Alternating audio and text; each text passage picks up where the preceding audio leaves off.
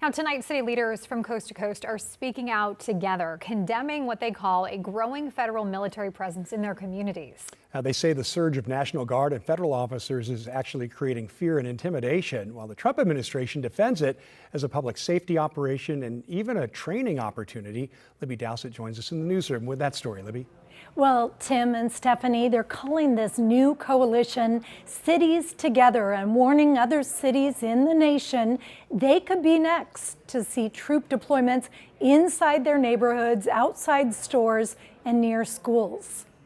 Every single time they attack our communities, we only grow stronger. Strong reactions from community leaders meeting for a cross-country news conference Tuesday, following President Trump's latest comments on his use of the military and how he perceives the state of Portland. And I get a call from the liberal governor. "Sir, please don't come in. We don't need you." I said, "Well, unless they're playing false tapes, this looked like World War II. Your place is burning down.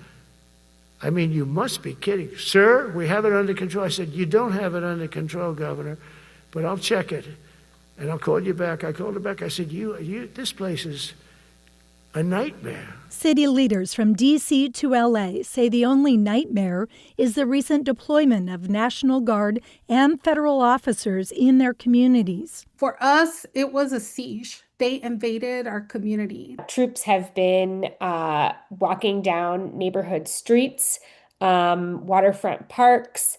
The federal surge forces have been at soccer games, football games, in front of schools. Children have seen people kidnapped from in front of schools. In front of our grocery stores, elementary schools, near daycare centers, near churches. In Tennessee, community leaders say the federal law enforcement surge is now underway. 13 different federal agencies and potentially National Guard troops assigned to make Memphis safe again. Originally, what we thought was that the U.S. Marshals were going to be conducting arrest of outstanding warrants.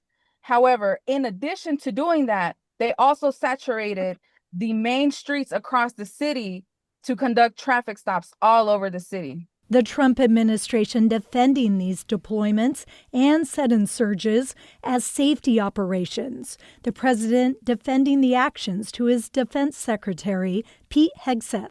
It's a war from within. I told Pete we should use some of these dangerous cities as training grounds for our military. D.C. is not a training ground for the U.S. military.